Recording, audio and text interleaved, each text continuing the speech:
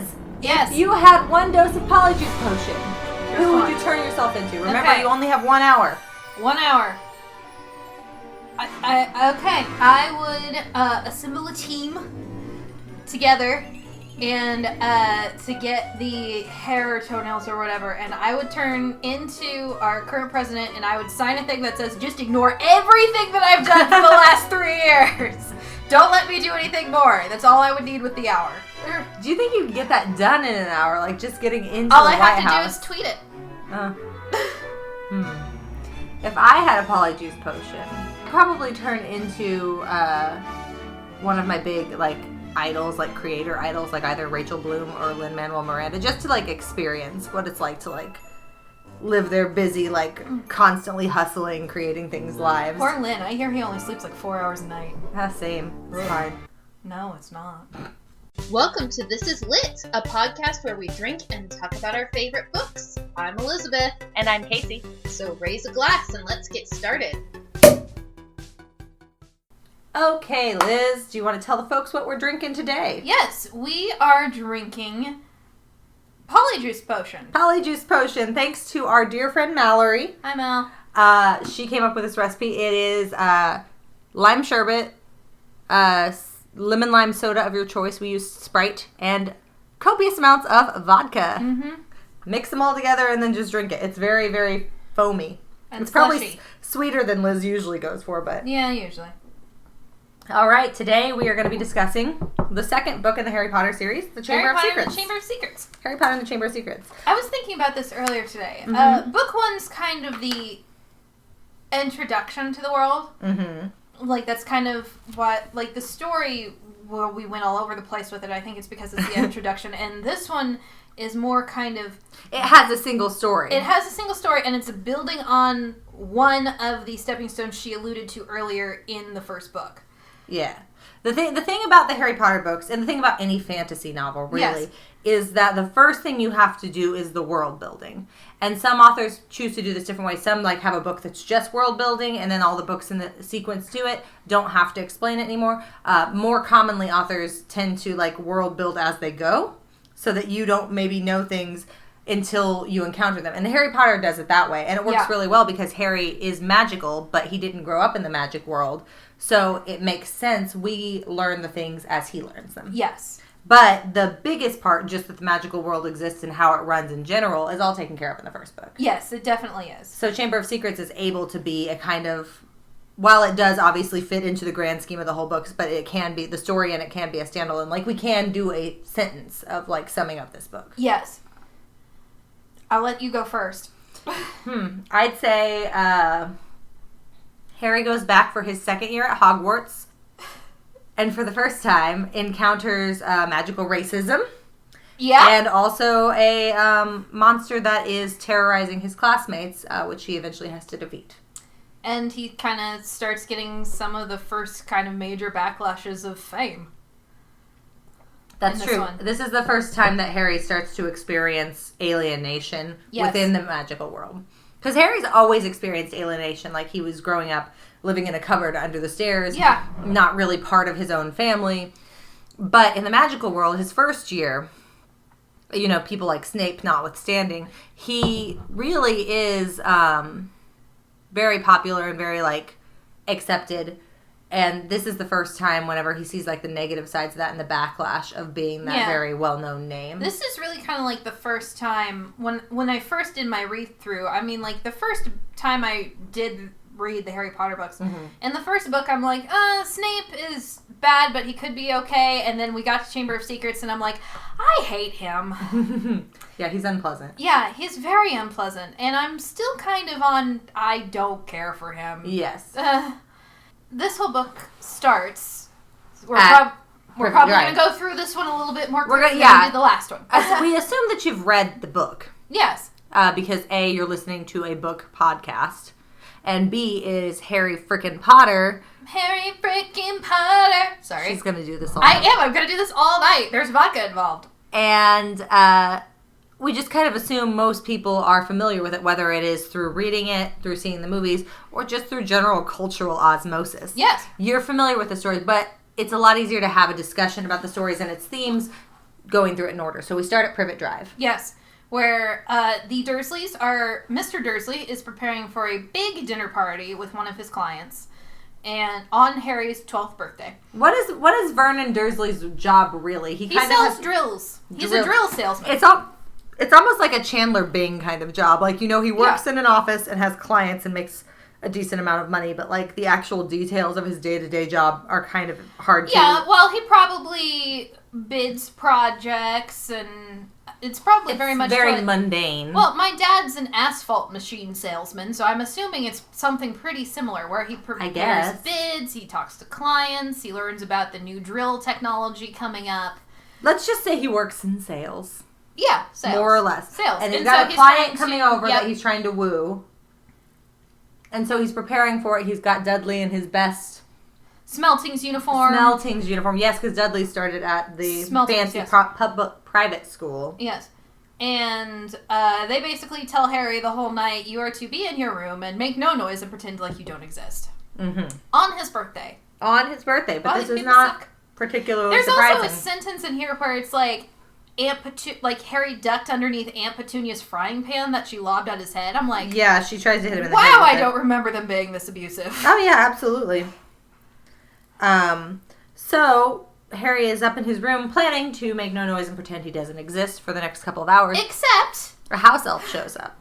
Dobby. We are introduced to Dobby. This is our first introduction to Dobby, who is a recurring character throughout the series. Yes. He's a house elf. He must be protected at all costs. And at this point, we don't even know where he came from. No, we don't. We know he serves a wizarding family. And that he has heard within the walls of this household that Harry's going to be in danger if he goes back to Hogwarts. Yes, so he has come to warn Harry Potter to not go back to Hogwarts. But we do kind of glean from this first meeting that house elves are basically indentured servants. They're not even indentured servants, they're slaves. Yeah, they're slaves. They're slaves. Like, they're magically under compulsion not to do things if they're told not to do them. That's fucked up. And they're to serve the same wizarding family from birth to death unless they are released. The only way to release a house elf? You give them clothes. Give them clothes, because all they wear is, like, potato sacks, pillowcases, whatever they can fashion clothing out of. Yes. It's a very fucked up existence, and there's not really... It is. There's not really any explanation for how it came to be this way. No. That's not something that the series ever delves into, but as it goes on, it does start to delve into house elf cruelty. Yes. And, like, giving house elves equal rights. Which I think is interesting that spew first comes up in the second book. Yes. And the same book is the first time that, like, the concept of racism within the wizarding world comes up. And we'll get to that Yeah, we'll get to that shortly. But I thought it was interesting that both were introduced for the first time in the second book. The interesting thing being better than somebody else. The interesting thing that I enjoy about the Harry Potter books is that JK Rowling knew when she set out that she was planning to write a fairly long series. Yes. And so instead of just sticking with the same, like, she sticks with the same tone, she sticks with the same quality, the character personalities don't change except for, like, character development. Exactly. But her writing style and the concepts she introduces do become more complex as time goes on. They get older as the characters do. Yes. Which is like, so the first book, you've got an 11-year-old, and it's like, my main worry here is making friends and staying out of trouble with my teachers. And then by the time he's 12, and this is interesting because Harry himself falls into the category of not being of pure blood. No, he's half So blood. and his best friend is Muggle-born. So it basically equivocates Harry would be like a mixed kid. So it makes sense that Harry is hearing about this at a pretty young age. Have you seen the fan art of, like, Indy and Harry? Mm-hmm. It's so good. I'm all here for it. Yeah, I really like that headcanon. It makes a lot of sense.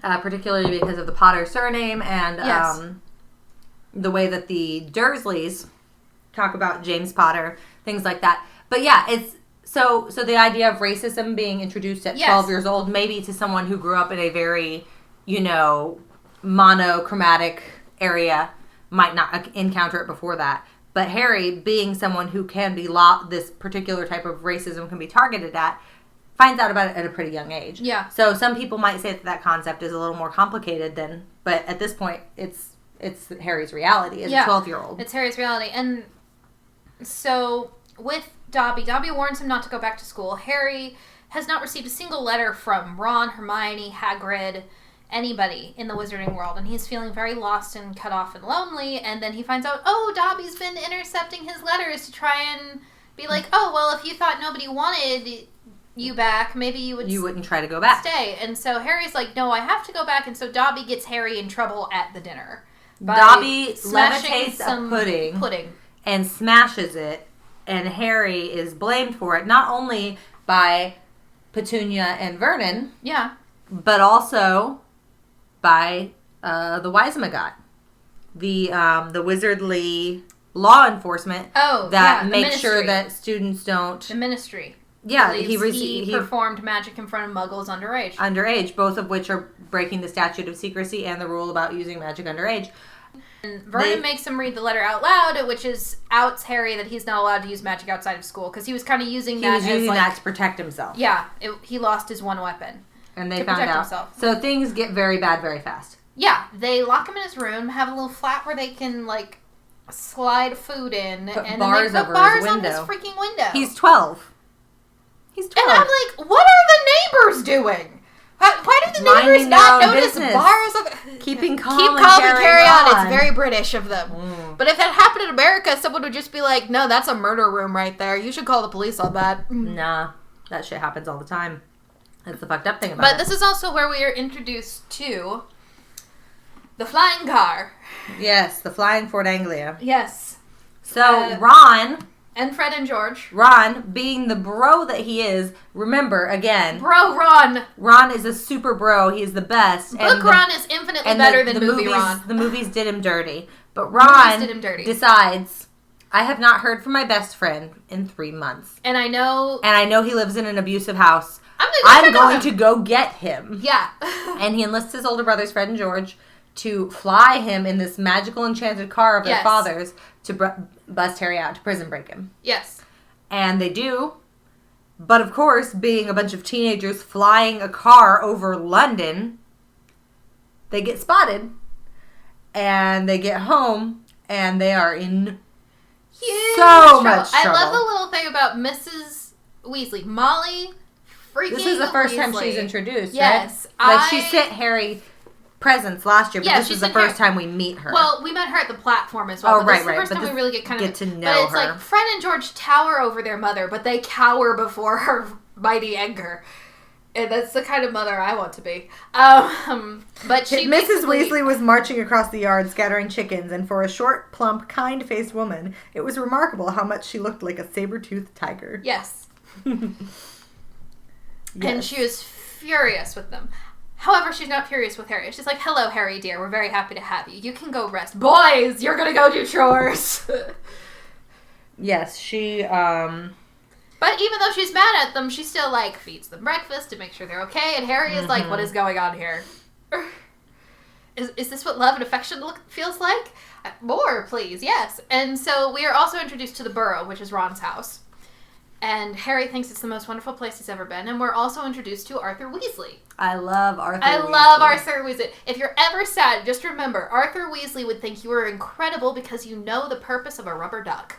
Arthur Weasley is a pure-blooded magician who works in the Ministry of Magic, and he works specifically with Muggle objects that have been enchanted. Yes. And, getting them out of Muggle hands so that the statute of secrecy isn't broken. And he is absolutely obsessed with Muggle innovation. Happens to tinker with some in his garage in his free time, like the Ford Anglia. You know, like no cars. harm, no foul. Yeah. And so he, I love it where it's like, have you seen the thing where it's like, did we get another kid while I was at work? Yes. Yes, there are 7 Weasley children. 7. And Ron is the second from the youngest. Bill, Charlie, Percy, Fred, George, Ron, and Ginny. Mm-hmm. Ron is second from the youngest, and Ginny is the youngest, and she is going to be starting her first year. She's now of age to go to Hogwarts, which was something she desperately wanted to do, as we remember from the first book. Yes, she really wanted to go to Hogwarts, and now she has developed quite a little crush on Harry. Huge crush on Harry. The whole time that he's staying with them the rest of the summer, she kind of skirts around him and hides from him, blushes, and runs away every time she sees him. And he takes it with pretty good grace. And they eventually have to go shop for books and things. And Harry, this is the first time that Harry really becomes aware of how much money his parents left him. Yeah. He's known that Ron is not well off. Incident. Yeah. Oh, the flu powder incident. I skipped right past that, didn't I? Yeah, where he ends up in Nocturne Alley. Yeah, he has never used flu powder before. Nope. Which seems like a very inefficient mode of travel to me. You throw powder and then you have to say where you want to go. But you have to say it specifically. You're standing in a fireplace.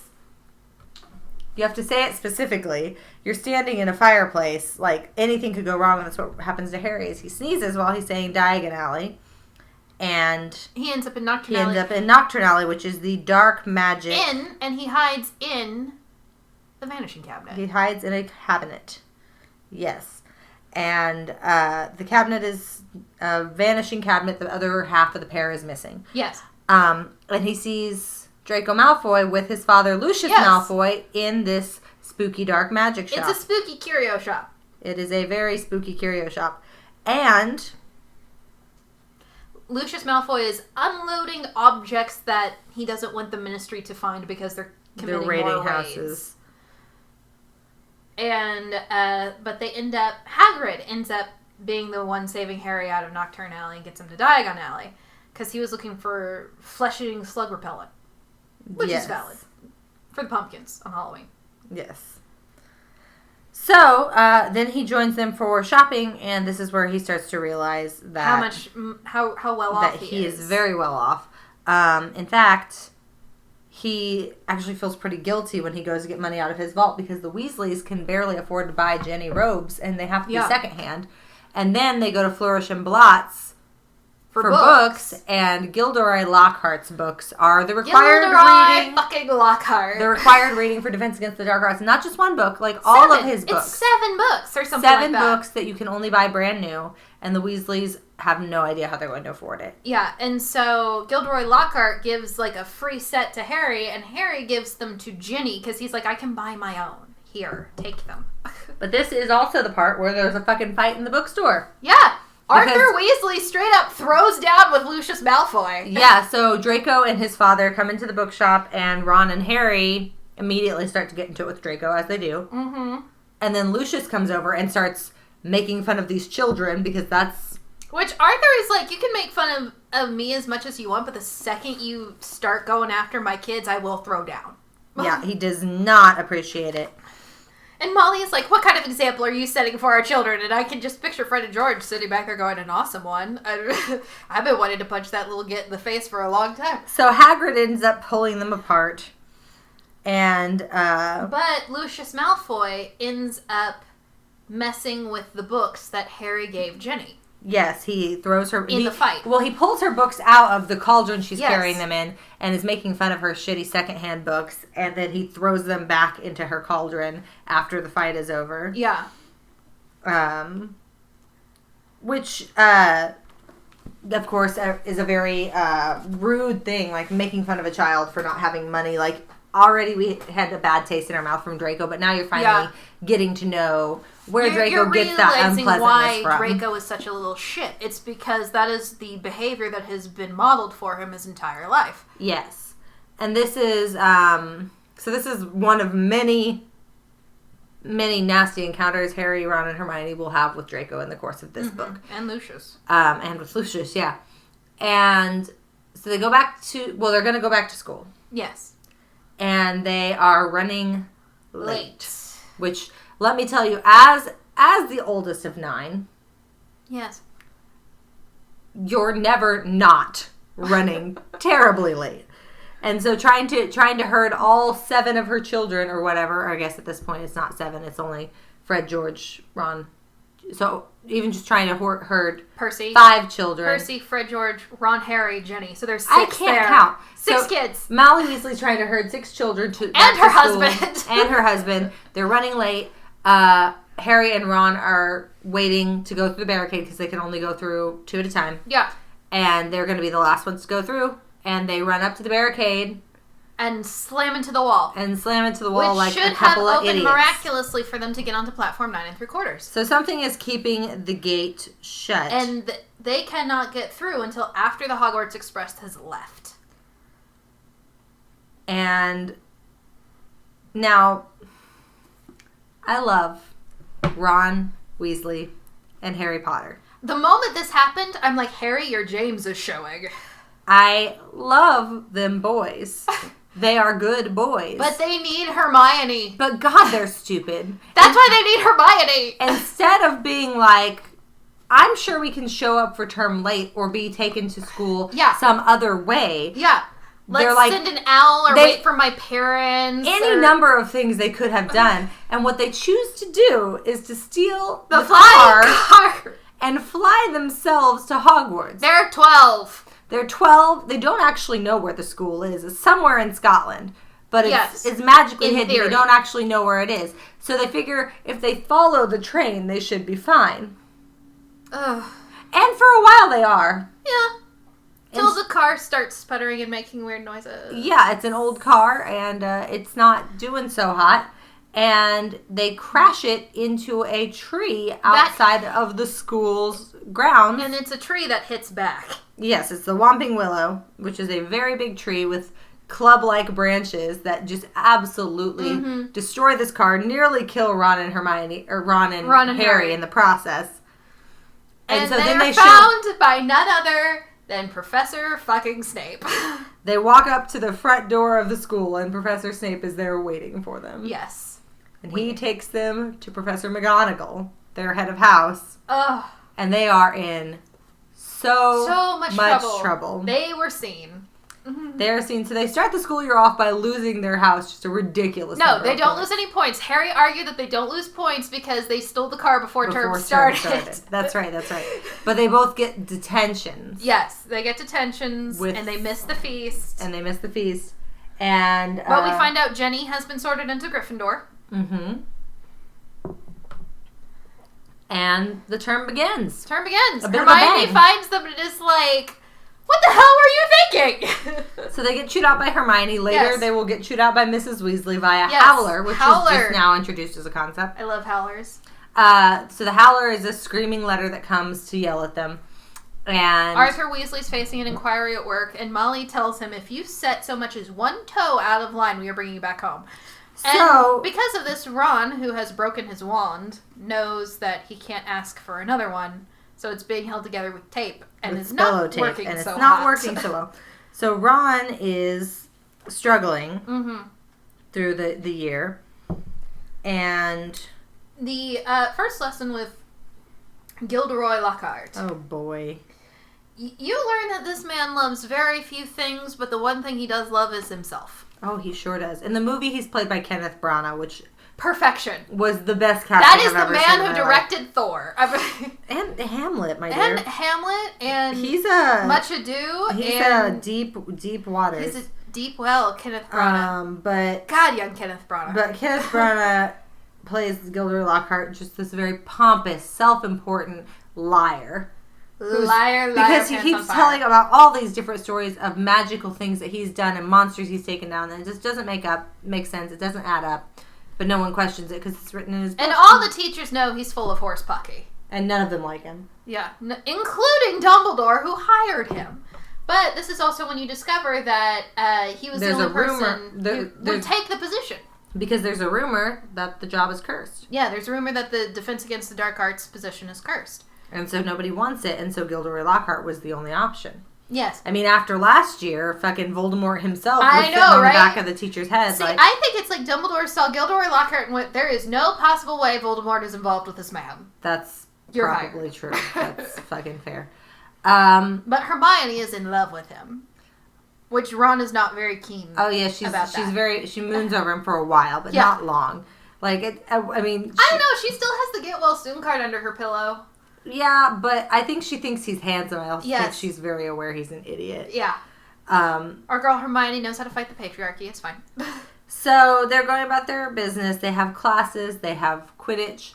They have dueling club. Dueling club is started because after a short... Well, no, the bludger happens first. The bludger happens first. Does the bludger happen first, or does the Chamber of Secrets happen first?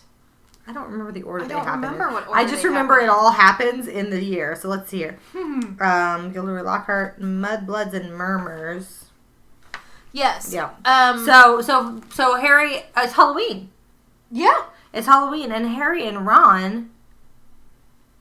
They're coming back from Nearly Headless Nick's Death Day party with Hermione. Mm-hmm. Which, bless Harry's heart, he's just the sweetest kid. He wants to make Nick happy, and so he goes to this Death Day party, and he's like, I'm just surrounded by ghosts, it's okay. And just the only 3 humans at a Death Day party. Yeah, and so he just wanted to make him happy, so he misses the feast. And this is also, too, after Nick has saved him from detention from Filch for dragging muddy robes through. I'm working backwards through here. Okay, so first what happens is Draco shows up with brand new wands, or brand new brooms for the entire Slytherin team, and you find out Draco's the new seeker for Slytherin. Mm-hmm. And Hermione tells him at least nobody had to buy her way in, and that's when Draco calls Hermione a racial slur. Mudblood. Which is a racial slur. Yes, it's in reference to the fact that both of her parents are Muggle, and so that she is not from a pure wizarding line. Purebloods are people who have parents who are both magical, preferably parents whose parents are both magical, and so on and so forth. And even half-bloods or half-bloods are people who have a parent who is Muggle-born, mm-hmm. and a parent who is a wizard, a pureblood wizard. Or a person who has a wizard parent and a Muggle parent is also half-blooded. But Muggle-borns are kids who have no magic in their family lineage, and they're the first one. And then squibs are the reverse of that. Squibs are people who come from a long magical lineage and have no magical ability themselves. Yes, and that's what a lot of people thought Neville was going to be. They thought Neville was going to be a squib, but he ended up having magic. So squibs and mudbloods, and to a lesser extent half-bloods, mm-hmm. are kind of treated with as inferior by purebloods. Yes. Draco Malfoy. Certain purebloods. Yeah, not all purebloods. The Weasleys don't feel that way, but the purebloods that tended to run in the same circles as Voldemort. The Malfoys, the Blacks. The Lestranges. The Goyles. And so there's a certain level of racial tension based on your blood lineage. Yes. And the slur for a Muggleborn is mudblood. Dirty blood. And it's a very, very hurtful and hateful term in the context of the story. It would be like if you called a African American person the N-word. It's along the same lines. And Draco Malfoy calls Hermione that, and Ron tries to curse him. And but his wand backfires and he ends up throwing up slugs. And he ends up vomiting slugs. But because Slytherin has brand new Nimbus 2001 brooms, Oliver Wood, which, God, his name's a pun. Oliver Wood is doing 3-day Quidditch practice so that way they can beat Slytherin. That's when Harry drags the mud in because he's walking in through the rain. He finds out Filch is a squib. And Filch is going to put him in detention. But Nearly Headless Nick saves Harry by breaking a wardrobe. Mm-hmm. He picks up a vanishing cabinet. Yeah, he picks up and drops it. Yeah, which ends up being the twin vanishing cabinet to the one in Harry's able to escape from But Filch. you don't know that till book 6. Yeah, you're jumping ahead again. I know. So he goes to the Death Day party. They're coming back from the Death Day party, and they're bemoaning the fact that they missed the great Halloween feast. Well, they were hoping to get to at least the pudding of the Halloween feast, so they take a shortcut down a hallway. There's water all over the floor, and Filch's cat, Mrs. Norris, is hanging from the wall by her tail, and she's petrified. Yes, and there is a message written on the wall that says, "The Chamber of Secrets has been opened. Enemies of the air, beware." Mm-hmm. And then the feast lets out, and everybody stumbles upon Harry, Ron, and Hermione on this gruesome scene. And things don't go well after that. No, things don't go well at all. Harry's hearing voices in his head. Yes, it's a rip, kill. So of course Filch blames Harry immediately. Mm-hmm. Then McGonagall shows up. Dumbledore shows up. There's a bunch of yelling going on. Yes. And no one really knows what's going on. Harry doesn't want to admit that he was in this corridor because he heard voices, because he feels like even in the wizarding world, hearing voices is not a good sign. No. And so he starts to ask questions of Ron, who is from a magical family and knows these things. He's like, what is the Chamber of Secrets and what is a squib? And Ron is explaining these things to him. Yes. And the whole school is talking about it. Everyone's very nervous. And so Hermione, it's in Hogwarts of History. She left her copy at home, so she asked the History and Magic professor to tell them about the Chamber of Secrets. Yeah, she interrupted him in the middle of class. Which takes balls, girl. He's a ghost, and he's just been sitting there talking. And finally, he tells them that the Chamber of Secrets is supposedly a secret compartment or a secret room that was built by Salazar Slytherin after the other 3 founders started allowing in mixed blood students. Yes. Because Salazar Slytherin was an avid pure-blood wizard and believed that only pure-blooded wizards should be allowed in the school. Yes. So they say that he hid a secret room, and in it there was some sort of monster or creature that would purify the school. That would basically cull all of the non-magical lineaged children in the school. And nope, not even half-bloods, because Penelope Clearwater's half-blood. And Professor Ben says it doesn't exist. It's not a real thing. And spoiler alert. It is. So they're all talking about the Chamber of Secrets. They all want to know things about the Chambers of Secrets. And then the bludger happens. No, wait. No? Not yet. I'm jumping ahead. So, Harry, as becomes tradition for my dear bisexually repressed son, is like, Draco Malfoy is behind this. Queen, I love you and I support you. He says, Draco Malfoy is behind this. And Hermione's like, you don't know that. And he's like, we got to figure out how. And Hermione's like, I might have a way. I would like to say to Miss Nadia Fricamino from college, who wore the Drary shirt, everything but the glasses, this podcast is for you. I love you very much, and I miss you. And thank you for not mentioning that my final architecture project of my college career was based off the Deathly Hallows symbol. And we are also Drary fans around here. Yep. So I love the fact that Harry immediately he's very fixated. It's Draco. Draco did it. And Hermione's like, well, you can't just accuse him, you have to have proof. And he's like, well, how do we get proof? And Hermione's like, I have an idea. There's this potion, but we can't brew it in potions class or in our dorm because we will get busted because it's super illegal. It's in the restricted section. We're breaking about 50 school rules, but we would be able to get... So she brings them to a girl's bathroom on the 3rd floor that no one ever uses because it floods regularly when a ghost who lives in there throws a hissy fit. Moaning Myrtle. And we are introduced to Moaning Myrtle. She is a ghost of about a 12 or 13-year-old. Yep. Who lives in the bathroom on the 3rd floor. Which is a rather depressing existence. Which is a very depressing existence. And she that was why there was water on the floor that first night in the hallway was because it was Myrtle... it was the same floor. Yes, same floor. And Myrtle had flooded the bathroom. As per usual. So they meet Myrtle, and Hermione says, I think this would be a good place to brew the potion that I want to brew. Yeah. But we're going to have to steal supplies from Snape.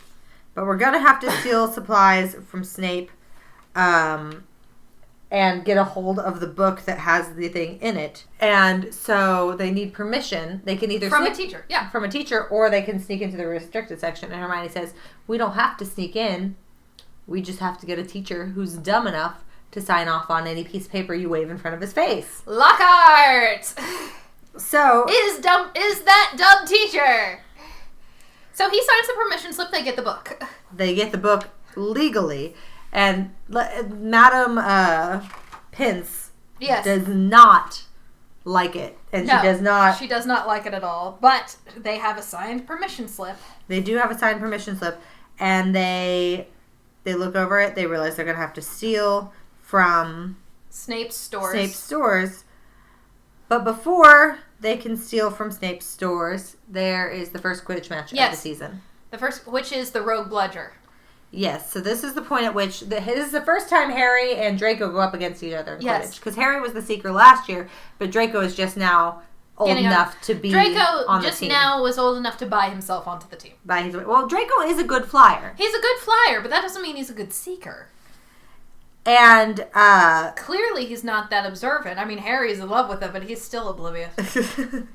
So this match is very dramatic. It's pouring rain. There's thunder happening. And then Slytherin's kicking Gryffindor butt. And then there's a bludger that just will not leave Harry alone. Which I enjoy Fred and George becoming super protective of their now adopted baby brother. Trying to hit the bludger away as fast as they can, but they had to call timeout to get to the ground, and Harry's like, look, I'll just deal with it. You guys take care of the rest of the game. If I get hit, I get hit, which is very martyr syndrome of Harry, which is Harry. So Harry catches the snitch at the same time the bludger hits his arm and breaks it. Yeah. And he falls off of his broom. And it's right on top of Malfoy, too. Malfoy didn't even see the snitch. And so he falls off his broom with a broken arm, and Gilderoy Lockhart, I'll fix it. I'm very good at this. And he's like, no, nobody but you. Anybody but you. And he vanishes Harry's bones altogether. Yes. So his arm's not broken anymore. I mean, technically. But he gets taken to the hospital wing. And Madame Pomfrey is very unhappy. She is. And so she's like, I could have mended that in a second, but growing them back is going to take all night. Have fun. You're in for a painful night, Potter. Sorry about that. But while he's in there, they did win the Quidditch match. They earned another 50 points for Gryffindor. And while they're in there, or while he's in there, he is visited again by Dobby. Dobby comes and says, I thought that if you were badly injured enough, you would leave. Dobby never meant to kill, just maim or severely injure. And then Harry also finds out that Dobby is the reason that they couldn't get through the barrier at platform 9 3/4. Dobby is trying to save his life in the worst way possible, but he's trying. He's like, Dobby, you almost got me killed today. You almost got me expelled at the beginning of the term. And I kind of want to strangle you. And Dobby's like, yeah, I'm used to death threats. It's okay.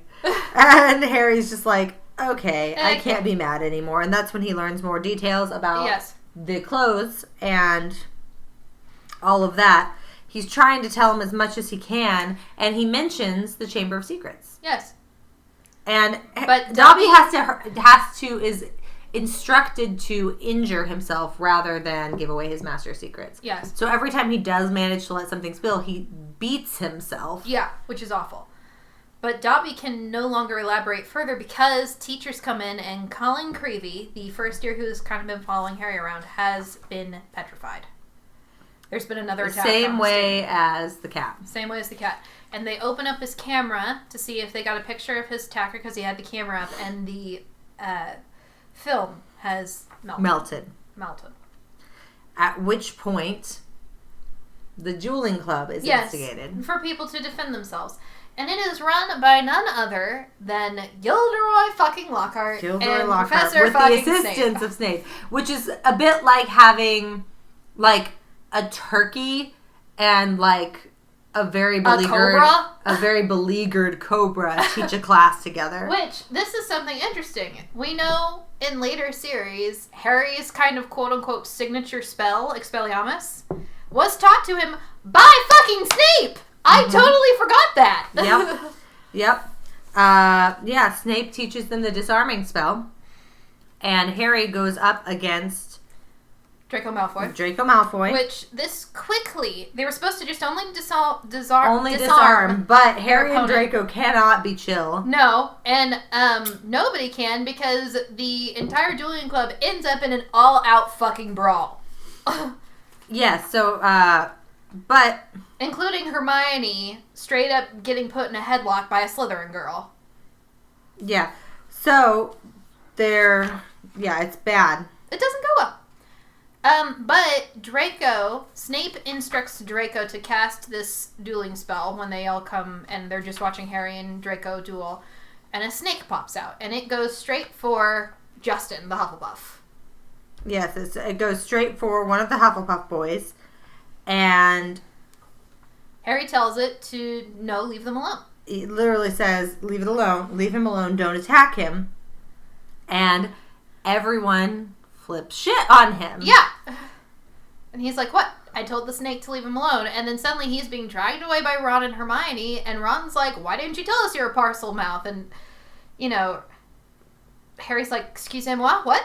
What's a parcel mouth? What? And that is the ability to talk to snakes. Something that Salazar Slytherin was known for. It's not a common gift. No one is known to have spoken parcel tongue other than descendants of Slytherin. Of Salazar Slytherin. That's why his house symbol is the serpent. Yes. And so Harry's upset.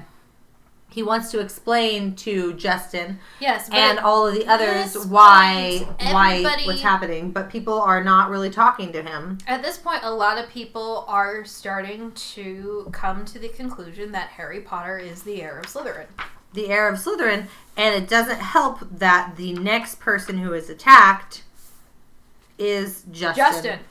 And Nearly Headless Nick. We can't forget that. That's important. Nearly Headless Nick and Justin are found petrified. Yeah.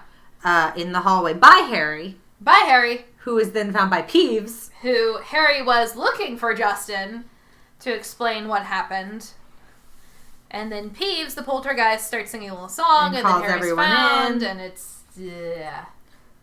And this is when he gets taken to Dumbledore's office. Yes. For the first time. And we meet Fawkes. We meet Fawkes. I love Fawkes. I have a soft spot for Fawkes. Fawkes is good. So he meets Fawkes. He is trying to make his case to Dumbledore, but Hagrid bursts in to defend him. Yes. He's like, it wasn't Harry. I know it wasn't Harry. And he's like, I didn't say it was Harry. He's like, I just wanted to ask Harry if there was anything he wanted to tell me. Which there wasn't. Yeah. Which there was, but Harry's like, nope. No, sir. Thank you. No, thank you. Now, at this point, mind, the Polyjuice potion is done. And it's Christmas. Yeah. Polyjuice potion. Everybody else is going home. Yeah, except...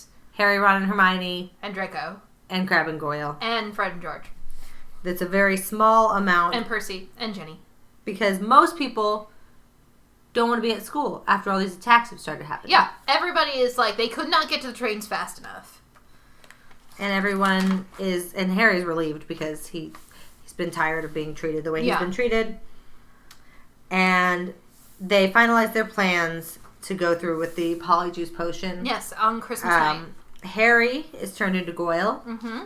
And Ron is turned into Crabbe. And then we have a very hilarious... Poor Hermione. Yeah, poor Hermione thinks that she's got one of Millicent Bulstrode's hairs, but she's got one of Millicent's cat's hairs. Mm. And so she's turned into some sort of cat person. That one book where Hermione became a furry. But anyway, Harry and Ron go on and interrogate Draco in the Slytherin common room. And find out he's not it. He's not the heir of Slytherin. Is not the heir of Slytherin. He thinks it's great. He's enjoying the shit out of it. But he also spends most of the time talking about Harry. Yeah. Oh my god. Have you seen the post where Potter, can I have your picture? Potter, can I have your autograph? Can I lick your shoes, please, Potter? Have you seen that whole thing where it's like every time the Slytherins have turned Draco's obsession with Harry into a drinking game, and every time he says Potter, everybody has to take a shot, and the game was banned after like 3 days because everyone was in the hospital wing with alcohol poisoning. That joke is actually from a very, very old fan fiction writer named Maya. Love it. Maya, who took all of their works off of line because I think they became a published author, but there are still PDFs available for those in the know. Yeah, but it's like Draco's sitting alone at the Slytherin table, and he's just like, it's Potter's fault, and then Snape under the table takes a shot.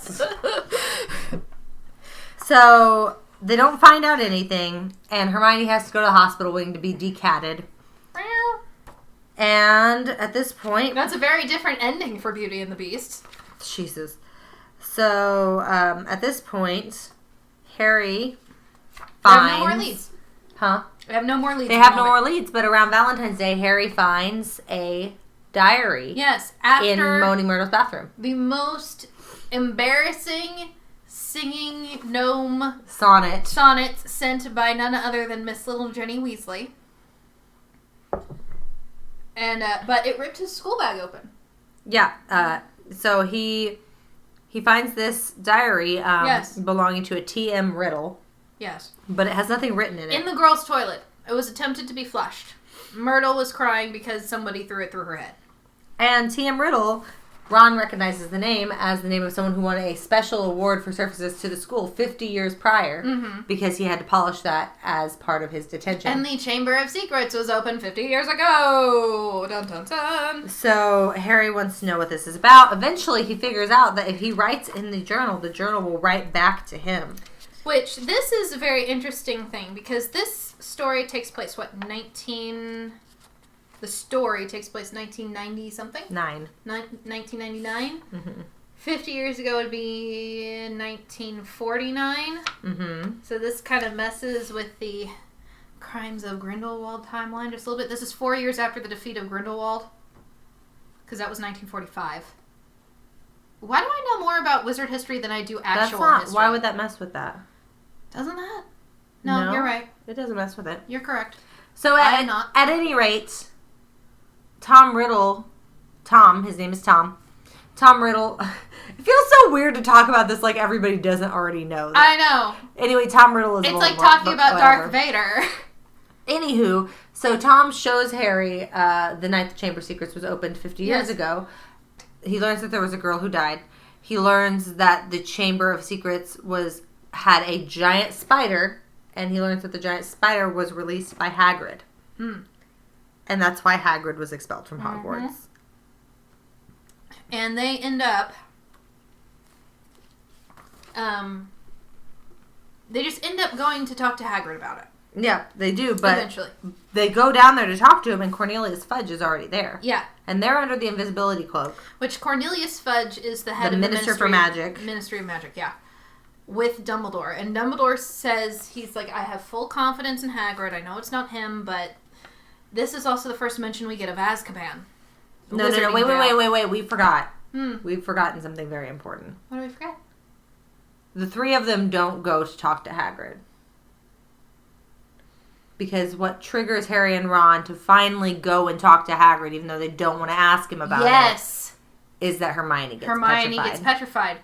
Hermione has a light bulb moment, and it's while everyone was outside for the Quidditch game for Gryffindor versus Hufflepuff.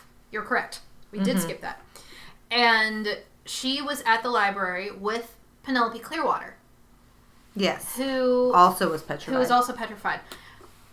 And well, we don't get there yet. No. Hermione's petrified, and so Ron and Harry go down to Hagrid's hut to ask him what the fuck is going on. Yeah, because Hagrid is very, very jumpy. Yeah, because if it's Hagrid, why would Hagrid petrify Hermione? He likes Hermione. So Hagrid is very, very jumpy. Yeah. And shortly after they arrive, the Minister for Magic comes in with Dumbledore and Lucius Malfoy.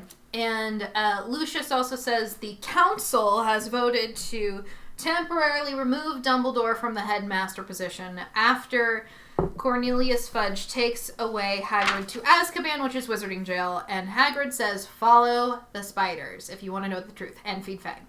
Fang is important. At which point Harry and Ron, who does not like spiders, in very much the same way that I do not like spiders. Ron follows the fucking spiders. Because he wants to know what happened to Hermione. Yeah. This is kind of when we start getting hints of Ron having a thing for Hermione. Harry and Ron have tried to visit her. And they... And have not been allowed into the hospital wing. Yeah, they're not allowed into the hospital wing anymore. Nobody is allowed into the hospital wing. So they go out into the forest and follow the spiders. And they meet Aragog. Yes, which is very reminiscent of Shelob. Yes, Aragog is a giant spider in Acromantula. And he's very old. I don't care. And he tells them that he did not come from the Chamber of Secrets. He came to Hagrid in the pocket of a traveler many years ago. And he and his children do not like the thing that is living in the Chamber of Secrets. And that Hagrid was framed. Hagrid was framed, yes. And so then they have a fun adventure getting out of there, but the Ford Anglia saves them. Yes, they're saved by the flying Ford Anglia. Yes. They manage to go see Hermione. Well, no, wait. Before they go see Hermione, they figure out that Moaning Myrtle is the girl who died. Because Aragog said that the girl who died in a bathroom. And Harry's like, well, the girl who died, if she died in a bathroom, what if she never left? So they go to talk to Moaning Myrtle. And she said the only thing I remember is just like I was crying because somebody big was eyes, making fun of big my yellow eyes. Yeah, she sees big yellow eyes, and then she died, and that was it. At some point during this process, Ginny approaches Harry and tells him that she needs to tell him something. Her and Ron, or him and Ron. But she doesn't do it because Percy shows up and she freaks out and runs away. Yeah. And it is mentioned throughout the book that Ginny kind of she's looking more and more nervous. She's looking more and more sick. They think the stress of the attacks is getting to her, which makes no sense because Ginny Weasley is a pureblood. So they go to Professor McGonagall directly for permission to visit Hermione. Mm-hmm. And she gives permission, and they go, and they find out that Hermione is holding a piece of paper, clutched in her hand, about the basilisk. Yes. Spiders flee before it. The roosters have been dying because the rooster's crow will kill it. And all who make a direct eye contact with it suffer instant death. But nobody has died, so you have to figure out nobody has made eye contact with it. Mrs. Norris saw its face in the water. Colin Creevey saw it through his camera. Justin Finch-Fletchedy saw it through Nearly Headless Nick, who was already dead. And Hermione and figured Penelope, it out. So they were looking around the corner. They were looking around corners with a mirror. At this point, they also figure out that the entrance is in the bathroom. Yeah, because Hermione wrote pipes on the paper. Yes. So Hermione figured this out a good couple weeks before the boys did. Yes. So they tell the teachers. Yeah. For once in their lives. They tell the teachers. For once in their lives, they try and fucking trust adults, and it backfires. And it backfires because the adults, I'm not clear if they don't believe them or if they don't know what to do without Dumbledore there. But the fact of the matter is a student has been taken into the chamber, and a teacher needs to go and retrieve her. Yes. And that student is Ginny Weasley. And so they send Gilderoy Lockhart while they try and figure out what to do, and Harry and Ron come to Lockhart and offer assistance. Him what they know, and he was going to run. Yes, he was planning on running, but they basically take him hostage. Pretty much. And bring him with them to the Chamber of Secrets. Because Ron's like, that's my sister. We don't have any time to waste. So, sure enough, Harry finds a serpent on the tap. Yes. He's able to use Parcel Tongue to open the chamber. Yes. And they go down into the chamber, the three of them. And Lockhart jumps Ron, takes his wand, and tries to erase their memories. Yes. But Ron's wand is broken and spellotaped, and it backfires. And hits Lockhart. And neither of the boys. Lockhart. But it explodes in such a way that it causes a massive cave-in. And so Harry is stuck on one side, Ron and Lockhart are on the other. So Harry goes ahead. To save Ginny. And he finds Ginny. And he finds Tom Riddle. Yes. Tom Riddle. Tom Riddle is there. And he is growing more solid by the moment. Yes. He has stepped out of the journal. And he basically says that he's taking Ginny Weasley's life force. Yeah. To bring himself back. Ginny put more and more of her soul into the diary. And so he was able to use that soul to create a new form because he is the heir of Slytherin. And he was able to control Ginny's mind into opening the chamber, into writing those messages and all that. And she got scared by the power of the journal, tried to get rid of it. This is a fun part because Harry gets treated to a monologue of just obsession with him. Yes. Just absolute obsession with Harry Potter. And the first time you read it and you don't know going into it, you're just like, what the fuck? And then you realize that don't say fuck if you're 12. Tom Riddle is Voldemort. Yeah. Tom Riddle is Voldemort when he was at school. Tom Marvolo Riddle, you rearrange the letters into the phrase, I am Lord Voldemort, which was a joke he already had with his friends at school at the time that he framed Hagrid. Mm-hmm. And this is some weird portion of his spirit that has been kept in this journal. And is trying to come back to life. Voldemort himself has fled to God knows where after Quirrell's death. And this part of his soul is attempting to bring him back to life fully. Yes. Through the death of Ginny Weasley. Through the death of Ginny Weasley. And he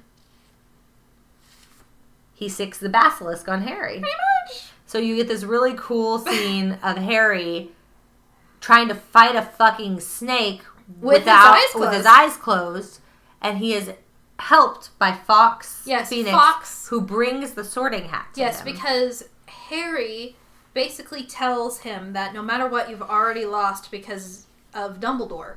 And Harry shows a huge amount of loyalty to Dumbledore. And that's when Fox comes to him. That's what calls Fox, and Fox brings him the sorting hat.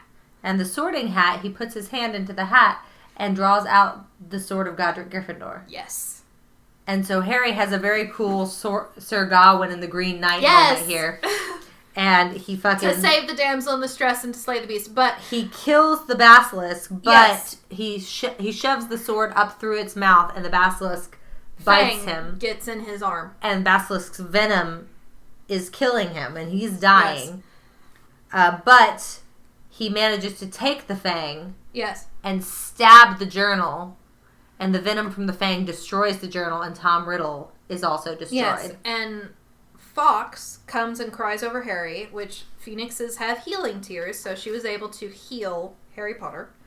And now that Tom Riddle and the diary is destroyed, Ginny is free. Wakes up. Yeah, Ginny is freed. And they bring her back, and Fox pulls them back up the... take themselves to Professor McGonagall's office.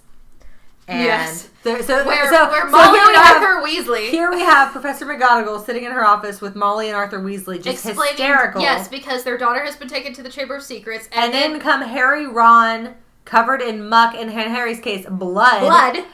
Ginny, who looks fairly unharmed, and Lockhart, who has no memory. Yeah, Ginny, who is very pale but looks unharmed and is crying hysterically. And Dumbledore is there, too. Yeah. And Fox flies right into Dumbledore. Yeah. She's like, hey, babe. How's it going? And they tell the story.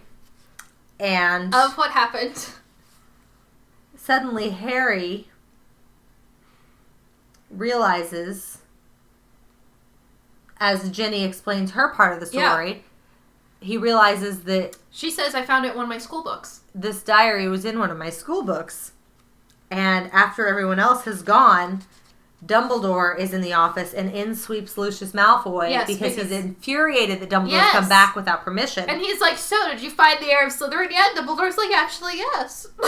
And Dumbledore doesn't straight up accuse him, but Dumbledore's like, we all fucking know you're the one who gave her that cursed journal. Yeah. And if you don't want me to fucks with you right now, you better just turn around and walk out of the... and Malfoy does. Yeah. Oh, but Malfoy's joined by someone. Yes. When he shows up at Dumbledore's office, Dobby the house elf is with him. Yes. And so suddenly, all of that makes sense. Dobby's been hearing all of these plans because he's been living in Lucius Malfoy's house. And Dobby, not so subtly, is trying to tell Harry Potter, hey, it's this fucker right here. And so Harry's like, Professor, can I return Lucius Malfoy's sad diary to him? Yeah. And he hands Lucius Malfoy the diary with his a sock on in it. Yeah. And Malfoy throws the sock in disgust, and Dobby catches it, and Dobby is free. Yeah. And he has full access to his magical capabilities, which are vast. Yes. And he throws Lucius Malfoy down a flight of stairs. Well done, Dobby! And he's like, you're gonna fucking leave and leave Harry Potter alone. And Dobby is forever indebted to Harry with this. Even though he's a free elf. But that night is also the Mandrake potion to cure those who are petrified is ready. And so Hermione comes back in, Hagrid comes back. There's a big feast in all of the common rooms. Everyone's Everybody's in their pajamas. which sounds like, like peak awesome to me. Hagrid comes back, and Ginny is allowed to stay at Hogwarts because, Dumbledore is like, oh, it was fortunate that this journal was found, or else all the blame would have been on Ginny Weasley. And Lucius Malfoy loses his job as the school governor. And basically, it sums up in a nice tight little bow for the moment. Harry gives Ron and Hermione his phone number so they can call him instead of sending owls. And he hopes that going back to the Dursleys won't be so bad after all of this. Yeah, after the school year, he said. Now, obviously, this book sets into motion a lot of things that are going to be introduced in later books. Yeah. And reading this book after you've finished the series is very interesting. Yeah. Now that you have full context of what the journal is. Because you definitely see a lot of the racism themes. Based on blood status, you see the, the class system of the wizarding world. Especially with, the house elves. The house elves. Even Hagrid. Yeah, Hagrid is half-blooded, and he's even worse off than Muggleborns because he's half human. Well, no, but but he's half human, half giant. But it's easier for him to take the fall for that because he is half giant. Right, that's why for something he didn't do. Because they assume that he's monstrous in some way. And see, now that they even know that it wasn't Hagrid, he still doesn't get any kind of magical ability back. He's not unexpelled from Hogwarts. Yeah, he doesn't get to go back to school. So this is the first book that starts to while it does wrap up very neatly, it's the last one that will do that. Yeah. It's the last book that will wrap everything up in a neat bow. And going forward, all of the books, the ramifications of things that happen in them become more and more obvious. Yeah. And you start to see more of a theme of life isn't always fair and it doesn't always happen how you want. Even when the good guys win, they still lose something. Yeah. This is the last book that you don't really see that in. Yeah. It still does seem like a pretty straightforward, happy ending if you don't think in depth on the issue of racism in the wizarding world. And if you don't know the context of Tom Riddle's journal and what it actually is. Yeah, if you don't know what it is. But this one was always one of my less favorites growing up. But on this particular reread, I enjoyed it a lot more. Yeah, I always... Chamber of Secrets is one of those that it's you don't Chamber of Secrets almost has a horror movie vibe to it. Yeah, definitely horror movie vibe to it. But I like Chamber of Secrets a lot because there is so much that it's there's so much of the world building that will become consequential It's really setting us up for... consequential. It's really setting us up for the later future books. of the novel. Mm-hmm. Yeah.